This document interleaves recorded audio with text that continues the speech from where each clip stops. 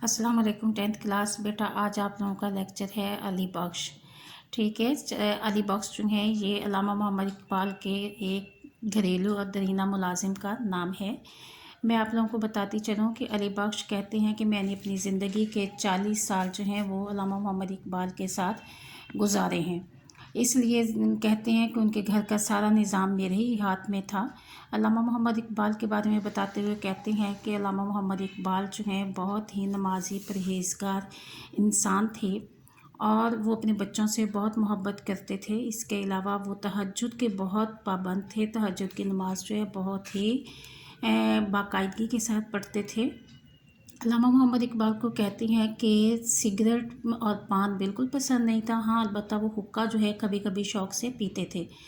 अल्लामा मोहम्मद इकबाल के बारे में बताते हुए अली बख्श कहते हैं कि एक दफ़ा हम लोग कहीं बाहर जा रहे थे तो एक सिनेमा के आगे से हमारा गुज़र हुआ। जब हमने वहाँ पर देखा लोगों का काफ़ी रश था और लोगों को देखकर अल्लामा मोहम्मद इकबाल के मुंह से फ़ौरन ये अल्फाज निकले कि कभी मस्जिद के आगे तो इतना हजूम नहीं देखा जितना सिनेमा के आगे है।